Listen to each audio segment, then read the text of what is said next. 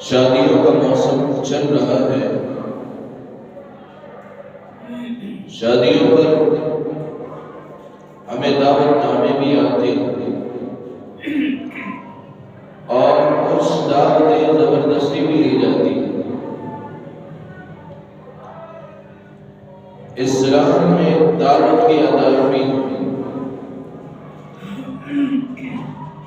دعوت کھانے کی ادائیگی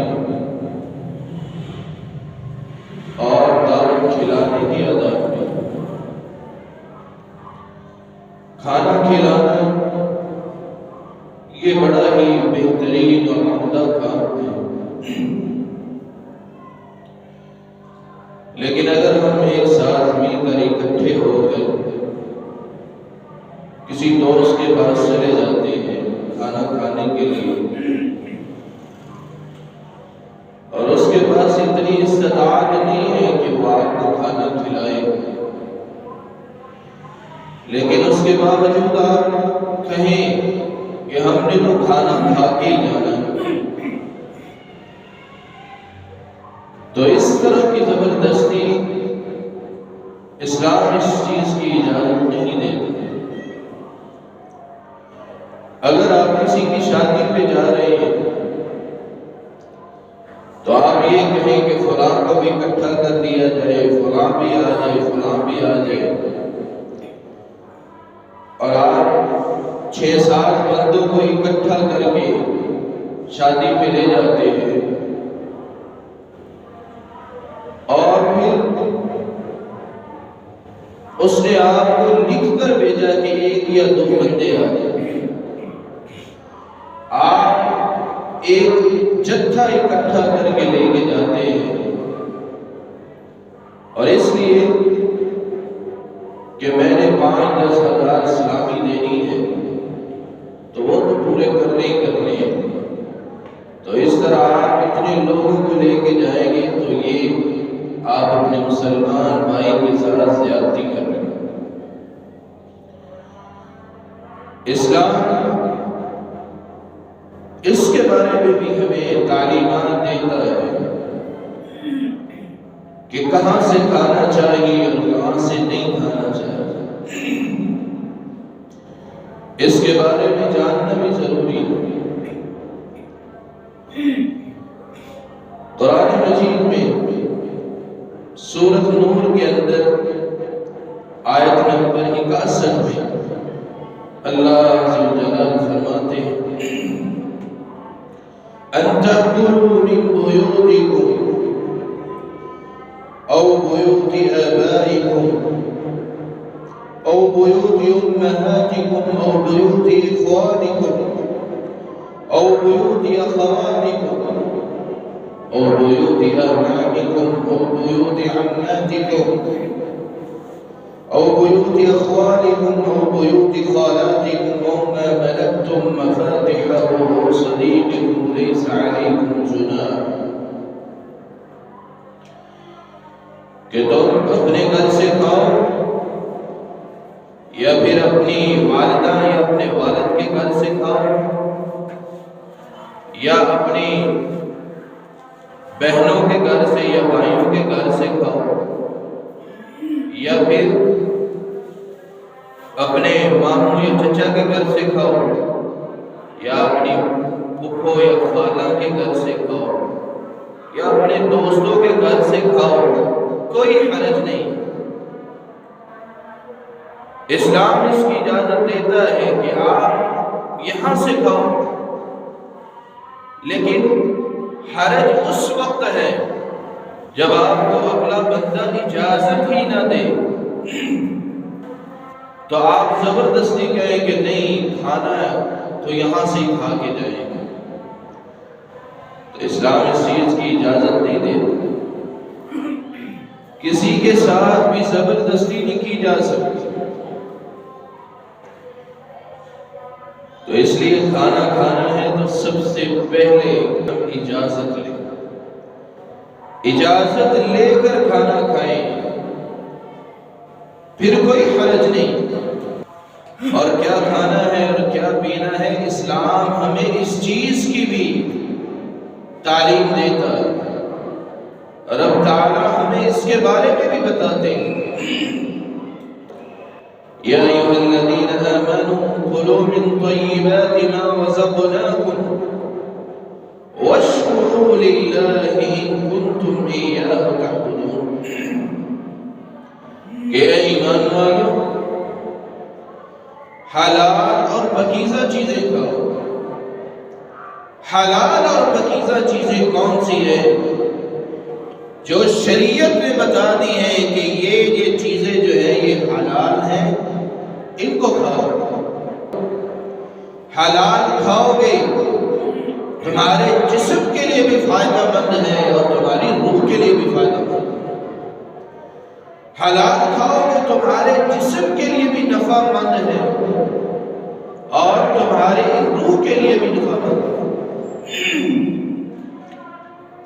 اور فرمایا حرام اور نجس چیزوں سے بچ جاؤ. حرام کی طرف جاؤ گے تو ایک تمہارے جسم کو بھی نقصان ہوگا اور پھر انسان عبادت کے لائق بھی نہیں رہتا. حرام اگر کھا لیا جائے تو پھر انسان کی عبادت بھی قبول نہیں. اسی لیے حلال چیزوں کا انتخاب کرو. وَاشْكُرُوا لِلَّهِ إِن كُنتُمْ إِيَّاهُ تَعْبُدُونَ. اور یہ سب نعمتیں کھانے کے بعد پھر رب تعالیٰ کا شکر بھی ادا. تو حلال اور پاکیزہ چیزیں کھائیں. اگر آپ کسی دوست کی دعوت کرتے ہیں تو اپنے دوست کو بھی حلال چیزیں ہی کھلاؤ. اللہ رب العزت ہمیں حلال اور طیب چیزیں کھانے کی توفیق عطا فرمائے. تو اللہ اور اس کے رسول آپ نے ہمیں کھانا کھانے اور کھانا کھلانے کے جو آداب بتائے ہیں ان میں سب سے پہلی چیز جو بتائی کہ مسلمانوں اگر تم جنت چاہتے ہو، رب تعالیٰ کی نعمتوں والی جنت حاصل کرنا چاہتے ہو تو پھر لوگوں کو کھانا کھلاؤ. اور یہ کھانا کھلانا بہت بڑی نیکی ہے. کتنی بڑی نیکی ہے. اللہ کے رسول نبی کریم صلی اللہ علیہ وآلہ وسلم آپ نے فرمایا بر الحج اطعام الطعام وطیب الکلام. جو شخص یہ چاہتا ہے کہ میں گھر بیٹھے ہی حج کا ثواب حاصل کر لوں تو اس کو چاہیے پھر وہ لوگوں کو کھانا کھلائے.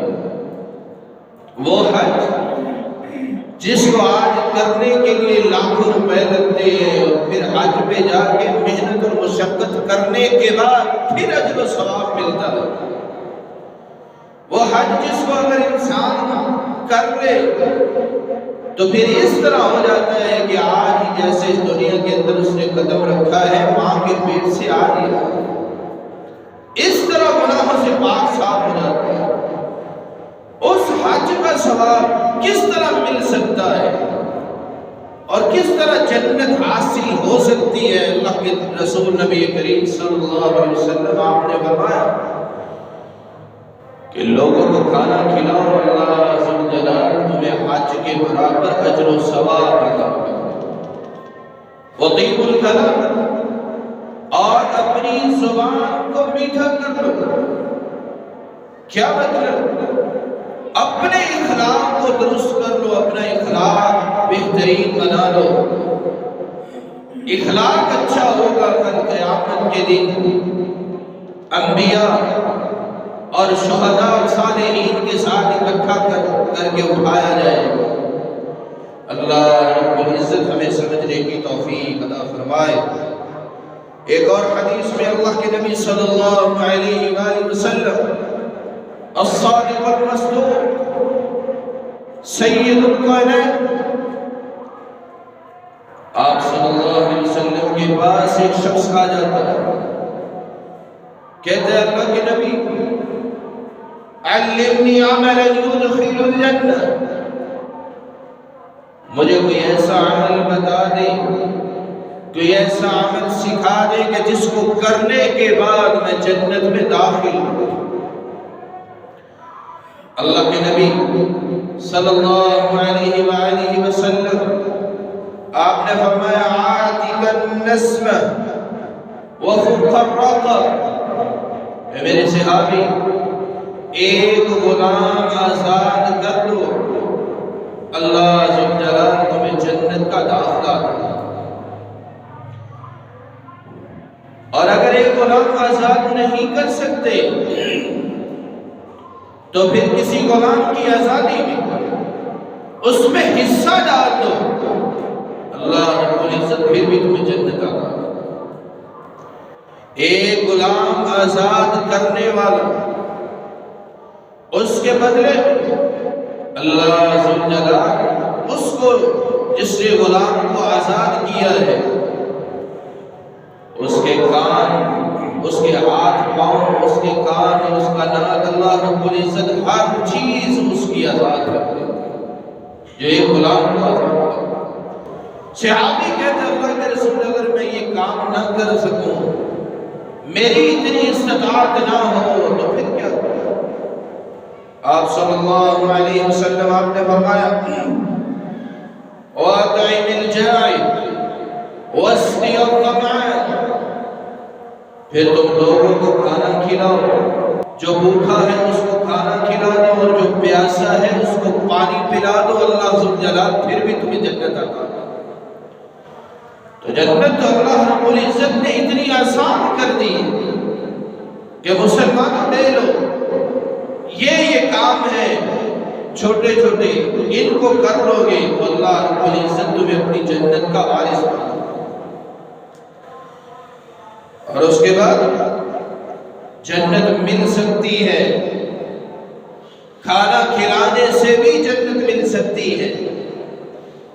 آپ صلی اللہ علیہ وسلم آپ نے فرمایا افشوا السلام، کہ لوگوں سلام کو عام کرو، واطعموا الطعام، اور بھوکوں کو کھانا کھلاؤ،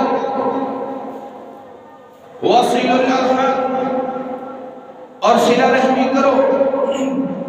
آپ صلی اللہ علیہ وآلہ وسلم آپ نے اس کی تفصیل بتاتے ہوئے فرمایا صلہ رحمی کس کے ساتھ کی جائے؟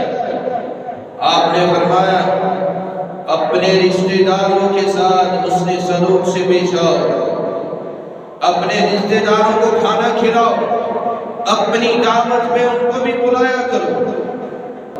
وَصَلُّوا بِاللَّيْلِ وَالنَّاسُ نِيَامٌ، اور جب ساری دنیا سو جائے اس کے بعد رات کو اٹھ کر تم اپنے رب کے سامنے سجدہ ریز ہوتے ہو،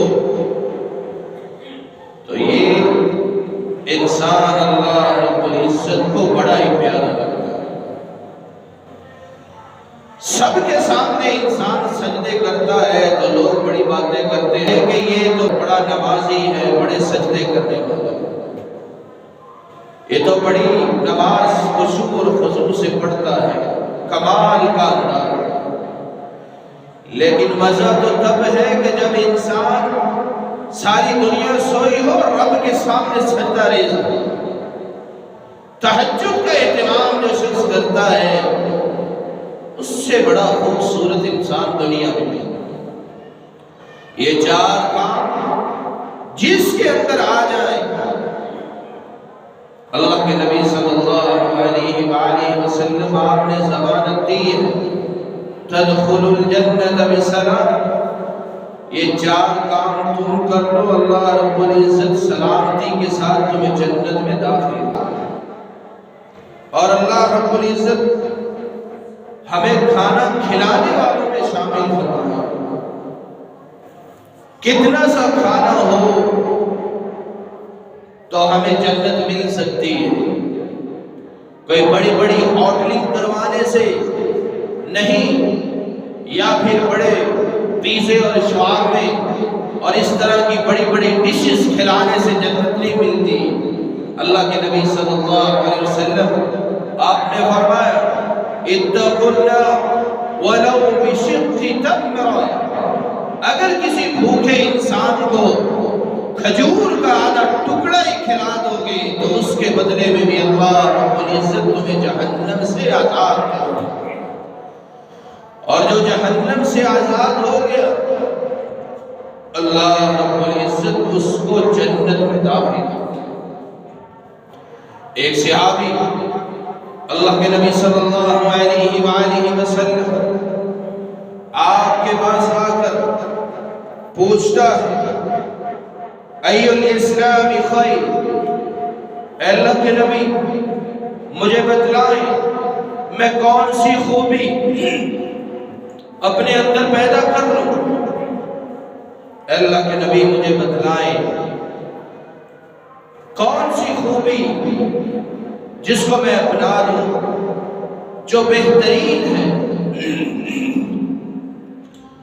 آپ صلی اللہ علیہ وآلہ وسلم آپ نے فرمایا تطعم الطعام وتقرأ السلام على من عرفت ومن لم تعرف، کہ لوگوں کو کھانا کھلاؤ، بھوکے لوگوں کو کھانا کھلاؤ، جو بھوکا ہے بھوک کی وجہ سے غمگین ہے پریشان ہے اس کی بھوک کا علاج کر دو، بھوکوں کو کھانا کھلاؤ۔ وَتَقْرَأُ السَّلَامَ، اور جس کو جانتے ہو اس کو بھی سلام کرو اور جس کو نہیں جانتے اس کو بھی سلام کرو، اور جس کو نہیں جانتے اب یہ سمجھتے ہیں کہ اس کو کیا سلام کرنا ہے، اس نے تو جواب ہی نہیں دینا، جانتا ہی نہیں۔ اللہ کے نبی صلی اللہ علیہ وسلم آپ نے فرمایا جس کو جانتے ہو اس کو بھی سلام کرو، نہیں جانتے پھر بھی اس کو سلام کرو، اس کو بھی سلام کرو۔ سلام کرو گے اگر وہ جواب دے دے تو ٹھیک ہے، نہ بھی جواب دے تو اس میں پریشانی والی کوئی بات نہیں، تمہارے سلام کا جواب فرشتے ہی دے دیں۔ تو اس لیے کھانا کھلائیں اور لوگوں کو سلام کریں، کھانا کھلائیں گے تو پھر اس کے بڑے فائدے ہیں۔ بھوکوں کو کھانا کھلائیں گے اللہ رب العزت کی رحمتوں اور برکتوں کا نزول ہوگا، لیکن حلال کھلائیں، خود بھی حلال کھائیں اور دوسروں کو بھی حلال کھلائیں۔ حلال کھائیں گے تو اللہ عز جلال پھر صحت اور عافیت بھی عطا کر دیں گے۔ تو کیا سگریٹ پینے سے صحت بنتی ہے انسان کی؟ نہیں۔ ابھی میں 2024 کی رپورٹ پڑھ رہا تھا کہ لوگ 1 ارب 2 کروڑ کی سگریٹ نوشی کی ہے، لوگ سالانہ 276 ارب کی سگریٹ نوشی کی ہے۔ پیکٹ کے اوپر انہوں نے لکھا بھی ہوتا ہے کہ سگریٹ پینا صحت کے لیے مضر ہے، پھر بھی انسان بھی حلال کھاؤ اور دوسروں کو بھی حلال کھانا کھلاؤ، اللہ کی رحمتیں آئیں گی، برکتیں آئیں گی اور جسم سے بیماریاں بھی دور ہو جائیں۔ اس لیے اللہ کے رسول صلی اللہ علیہ وآلہ وسلم آپ نے تو فرمایا کہ کچا پیاز اور لہسن کھا کر بھی انسان مسجد کی طرف نہ آئے، فَلَا يَقْرَبَنَّ مُصَلَّانَا، کہ لوگوں کچا پیاز حلال ہے اور لہسن اس کو کھا کے مسجد کی طرف نہ آؤ۔ کیا وجہ ہے؟ آپ مسجد میں آؤ گے، نماز پڑھو گے، نمازی بھی اسی کی بدبو سے پریشان ہوں گے، فرشتے بھی اس بدبو کی وجہ سے پریشان ہوتے ہیں۔ اس لیے اللہ کے نبی صلی اللہ علیہ وسلم آپ نے فرمایا کچا پیاز اور لہسن کھا کے مسجد میں نہ آئے۔ تو پھر کس طرح انسان بڑا جگرا لے کر سگریٹ پی کر مسجد کی طرف آ جاتا ہے؟ اس طرح کی نشاور چیزیں کھا کر پی کر مسجد کی طرف نہ آئے، بلکہ اپنی صفائی کر کے آئے۔ اللہ کے نبی صلی اللہ علیہ وآلہ وسلم آپ کے پاس ایک صحابی آیا، پوچھا احب العمل الی اللہ، اللہ کے نبی، اللہ کو سب سے زیادہ کون سا عمل پسند ہے؟ کون سا ایسا عمل ہے جو اللہ ذوالجلال کو سب سے زیادہ محبوب ہے؟ آپ صلی اللہ علیہ وسلم آپ نے فرمایا سرور تدخل علی مسلم، کسی مسلمان کے دل میں خوشی پیدا کر دینا، اگر وہ غمگین ہے اس کے غم کا علاج کر۔ آپ صلی اللہ علیہ وسلم آپ نے اس حدیث کی تفصیل بتاتے ہوئے کہا کہ کوئی غمگین ہے اس کے غم کا علاج کر، کوئی قرضے میں ڈوبا ہے اس کا قرضہ دور کر دو، اور اس کے بعد اگر کوئی بھوک سے بلبلا رہا ہے اس کو کھانا کھلا دو، پریشان ہے اس کی پریشانی دور کر دو گے وہ خوش ہو جائے گا، اور جو قرضے میں ڈوبا ہے اس کا قرضہ دور کر دو گے وہ خوش ہو جائے گا، بھوکے کو کھانا کھلاؤ گے وہ بھی خوش ہو جائے گا۔ آپ صلی اللہ علیہ وسلم آپ نے فرمایا او تکشف عنہ قربہ، اور غمگین کا علاج کر دو، اس کا غم دور کر دو، پریشانی دور کر دو، اس سے بات کرو، اس کو تسلی دے دو، اس کا بوجھ تھوڑا سا ہلکا ہو جائے گا، قیامت کے دن اللہ رب العزت تمہارے بوجھ ہلکے کر دے گا۔ اور فرمایا او تطرد عنہ جوع، اور اگر کوئی بھوکا ہے اس کی بھوک کا علاج کر دو، اس کو کھانا کھلا دو۔ یہ عمل اللہ رب العزت کو بڑے پیارے ہیں، اور اگر ہمیں یہ موقع ملا اور ہم نے یہ موقع گوا دیا، اگر کوئی رشتہ دار بھوکا ہے تو ہم نے کوئی پرواہ نہیں کی، کوئی دوست بھوکا ہے ہم نے کوئی فکر نہیں کی، یا پھر کوئی غریب ہم سے کھانا کھانے کے لیے آ گیا ہے تو ہم نے اس کی بھی کوئی پرواہ نہ کی اور اس کو نہ دیا، تو یاد رکھے ہو سکتا ہے کل قیامت کے دن اللہ رب العزت کی عدالت میں کیس دائر ہو جائے، تو اس وقت پھر آپ کے پاس جواب بھی نہیں ہوگا۔ اللہ رب العزت اس وقت خود پوچھے گا استطعمتک فلم تطعمنی، میرے بندے میں نے تجھ سے کھانا مانگا تھا تو نے مجھے کھانا نہیں کھلایا۔ بندہ کہے گا وَكَيْفَ أُطْعِمُكَ وَأَنْتَ رَبُّ الْعَالَمِينَ، اے اللہ تو بادشاہ ہے، تو پوری کائنات کو پالنے والا ہے، تو رزق دینے والا ہے، پوری کائنات کو تو خود کھلانے والا ہے، اے اللہ تجھے میں کس طرح کھانا کھلا سکتا تھا؟ تو اس وقت اللہ ذوالجلال فرمائے گا فلاں جگہ میں میرا بندہ بھوکا تھا تو نے اس کو کھانا نہیں کھلایا، اس وقت اگر تو نے اس کو کھانا کھلایا ہوتا تو آج اس کا بدلہ تو مجھ سے لے لیتا۔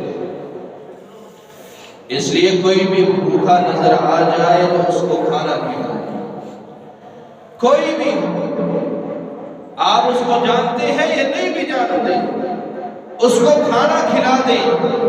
اگر وہ آپ کے پاس آ گیا کھانے کی طلب لے کر تو اس کی بھوک کو ختم کر دیں۔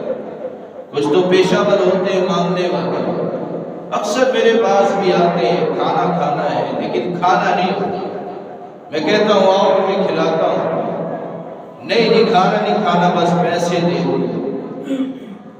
تو بعد میں پتہ چلتا ہے اصل میں اس نے وہ پوڑی خریدنی ہوتی ہے نشے پر۔ تو اس لیے کھانا کھلائیں بھوکوں، اگر آپ کے پاس کوئی آ جائے بھوک کی طلب لے کے آپ اس کو کھانا کھلا۔ رسول اللہ صلی اللہ علیہ وآلہ وسلم آپ کے جیسا سخی سخاوت کرنے والا نہ کوئی پیدا ہوا ہے اور نہ ہی پیدا ہوگا۔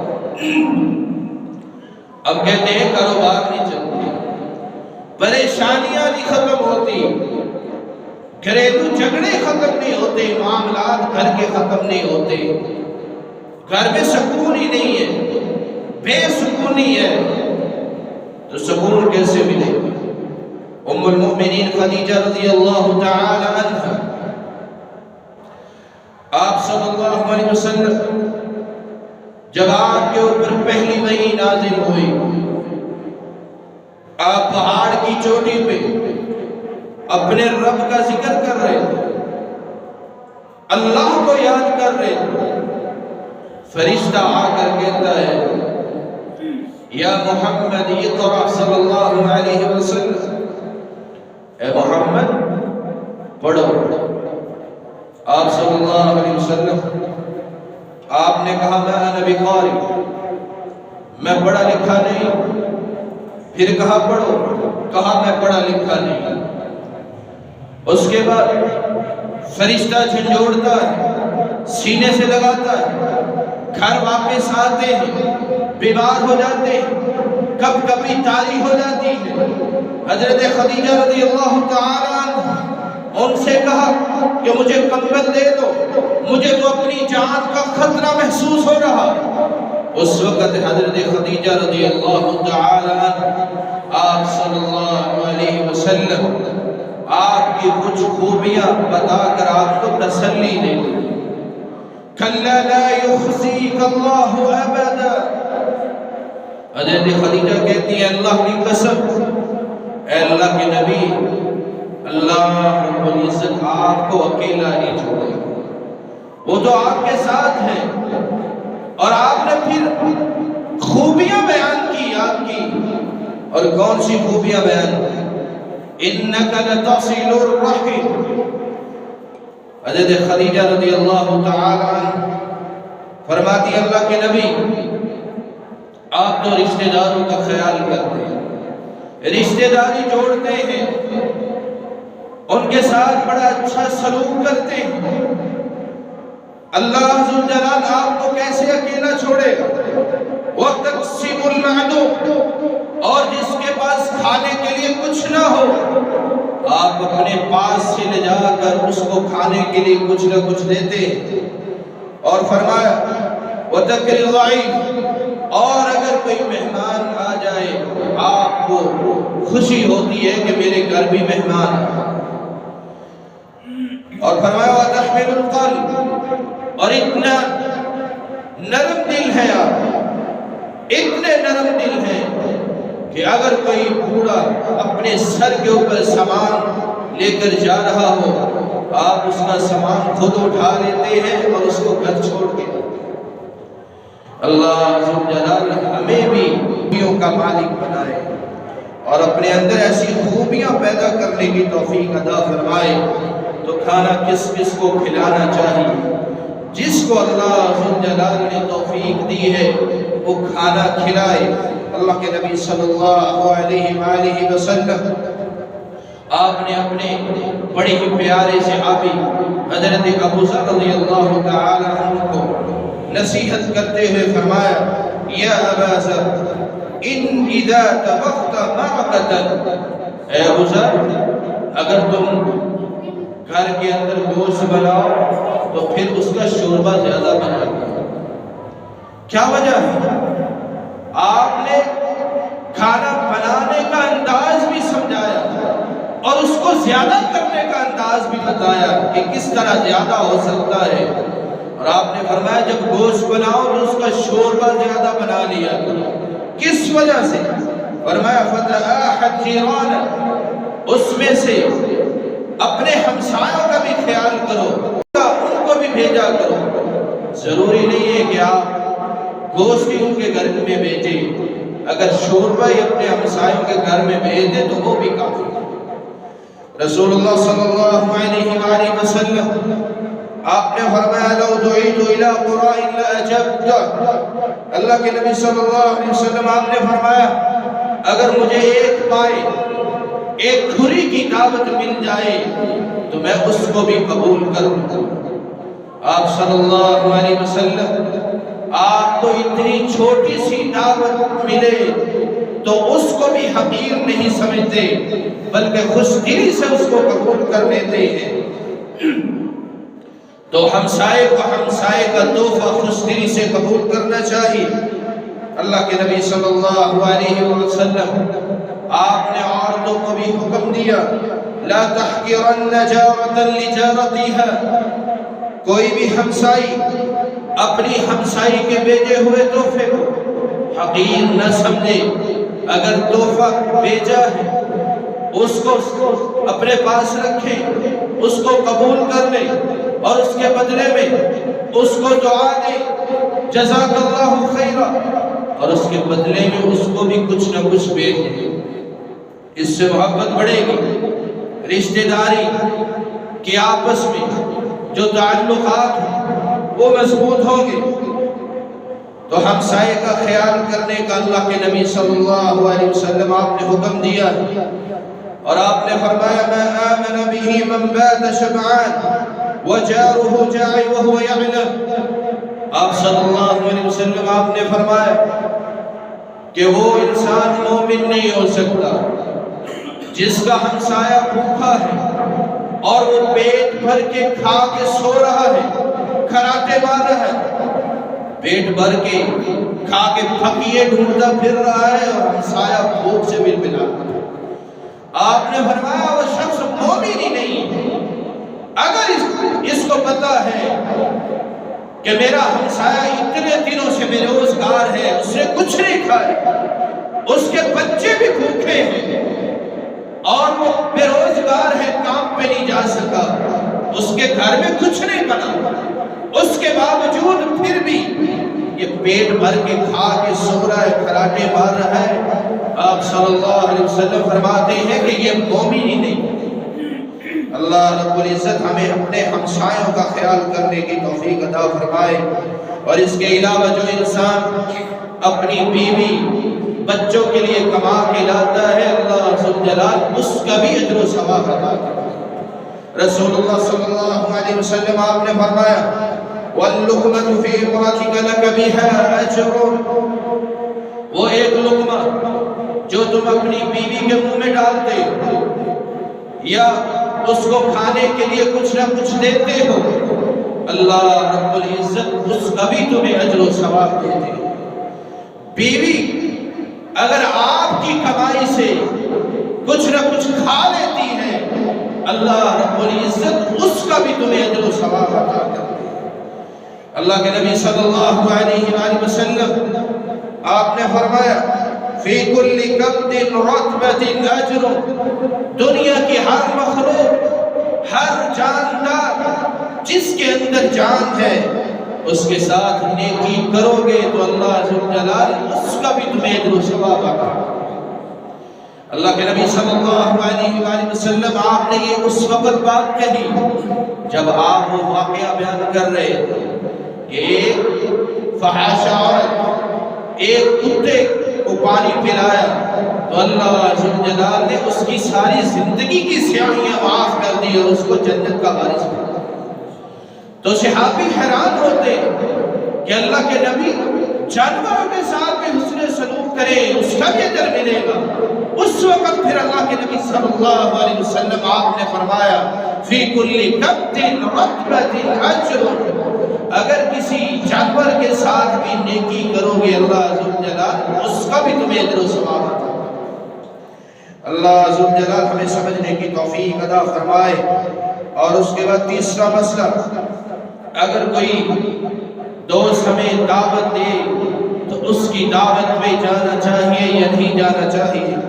اللہ کے نبی صلی اللہ علیہ وآلہ وسلم آپ نے فرمایا للمؤمن علی المؤمن ست خصال، ایک مسلمان بھائی کے دوسرے مسلمان پر 6 حقوق ہیں، 6 حق ہیں، اور یہ حقوق العباد میں آتے ہیں، یہ ایسے ہی نہیں ختم ہوں گے، یہ حقوق العباد ہیں، ان کے بارے میں قیامت کے دن پوچھا جائے گا، ان کے بارے میں قیامت کے دن سوال کیا جائے گا۔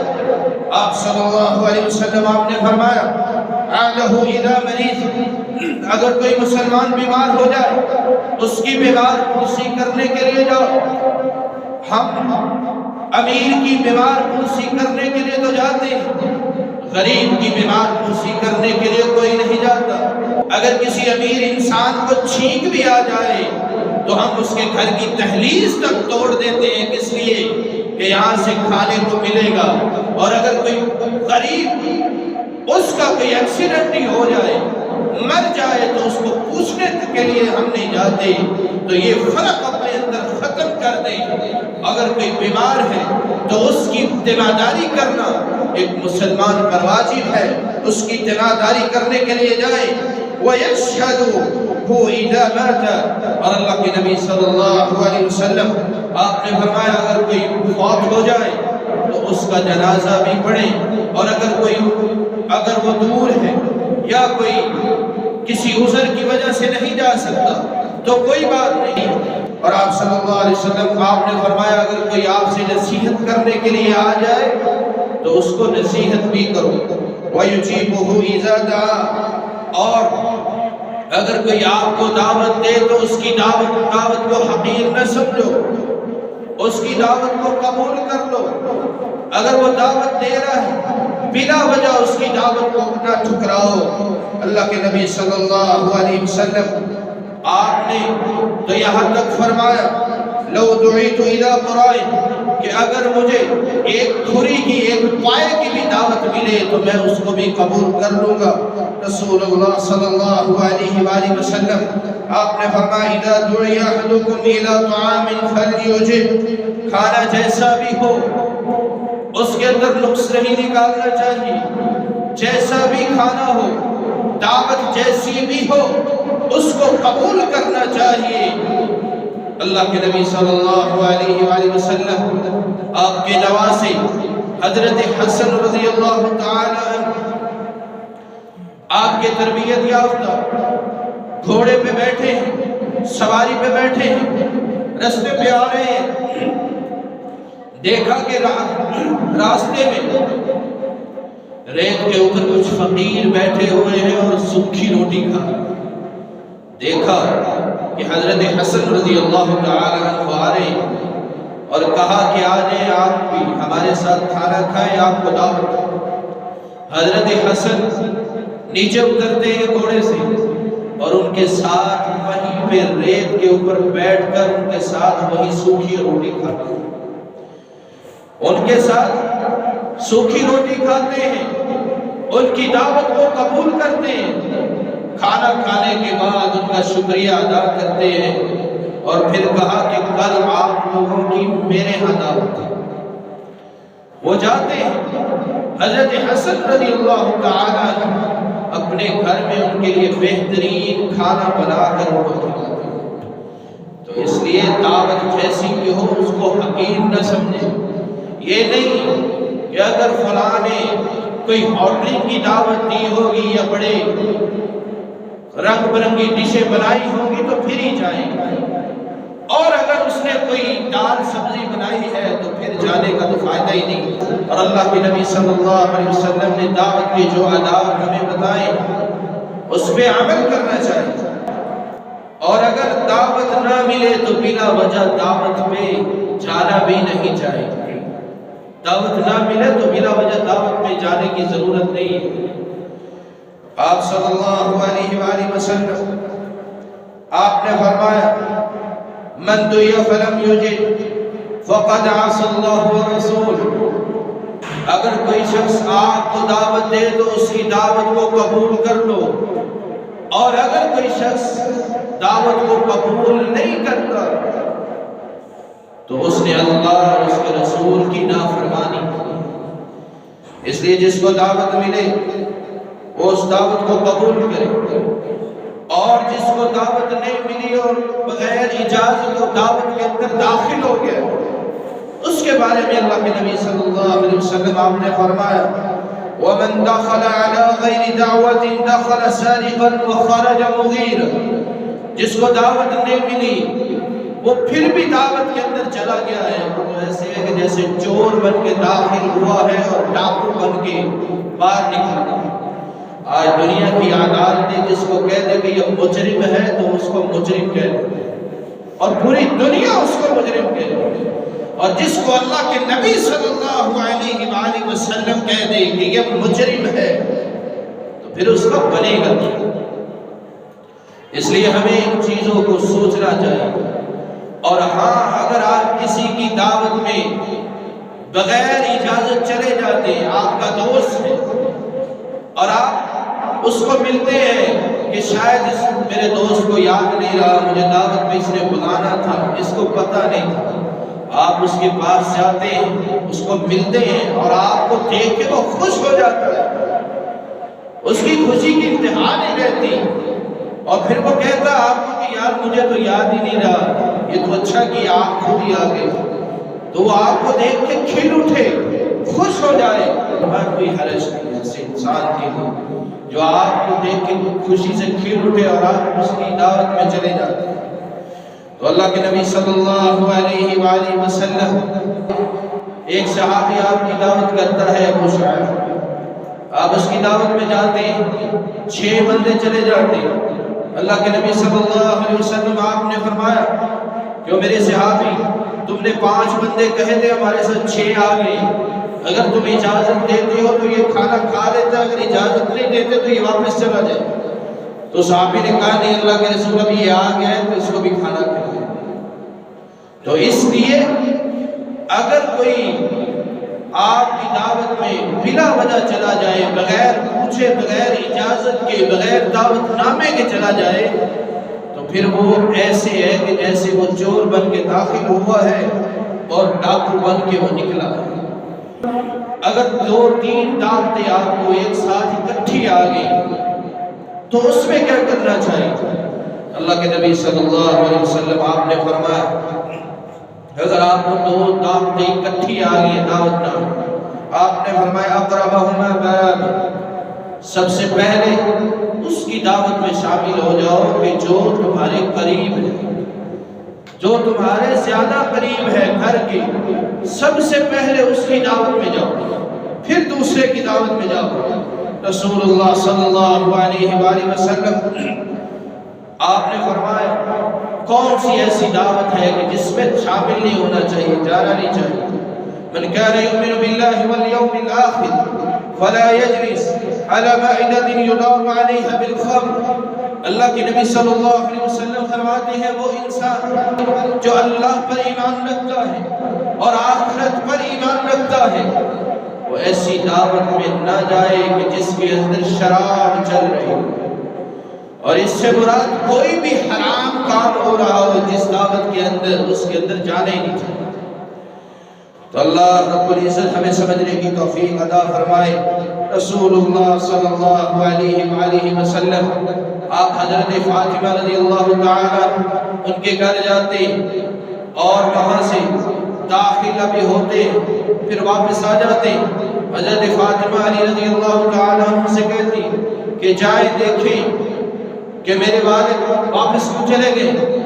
حضرت علی پیچھے جاتے، اللہ کے نبی آپ گھر داخل کیوں نہیں ہوئے؟ تو آپ صلی اللہ علیہ وسلم آپ نے فرمایا تمہارے گھر کے اندر ایک ڈیکوریشن پیس لگا ہوا، پردہ لگا ہوا، اس دنیا داری کے ساتھ میرا کیا تعلق ہے؟ تو آپ صلی اللہ علیہ وسلم تو اس طرح دنیا داری سے لا تعلق نہیں رکھتے۔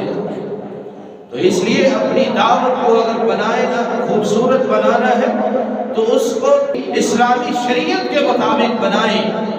اور رسول اللہ صلی اللہ علیہ وسلم آپ نے فرمایا کہ کن لوگوں کو کھانا کھلانا چاہیے، دعوت کھلانے کے کون سے لوگ مستحق ہیں۔ آپ نے فرمایا لا تصاحب الا ولا يأكل طعامك الا تقي، متقین اور پرہیزگار تمہارے کھانے کے سب سے زیادہ مستحق، ان لوگوں کو اپنی دعوتوں میں سب سے زیادہ بلایا کرو۔ اللہ ذو جلال ہمیں سمجھنے کی توفیق عطا فرمائے۔ وَإِذَا طُعِمْتُمْ فَانْتَشِرُوا وَلَا مُسْتَأْنِسِينَ لِحَدِيثٍ، اور دعوت کھانے کے بعد دیر تک نہیں بیٹھنا چاہیے کہ میزبان پریشان ہو جائے کہ ابھی انہوں نے دعوت کھا لی ہے تو یہ جان بھی نہیں چھوڑ رہے کہ ہم اپنے برتن اٹھا لیں، آپ دیر تک بیٹھے رہیں۔ اگر تو آپ کو چائے پانی پوچھتے ہیں تو پھر تو ٹھیک ہے، اگر دعوت کھا لیے تو جائیں، ختم ہو گیا، بیٹھنے کا کوئی سبب بھی نہیں۔ کھانا کھانے سے پہلے بسم اللہ پڑھیں۔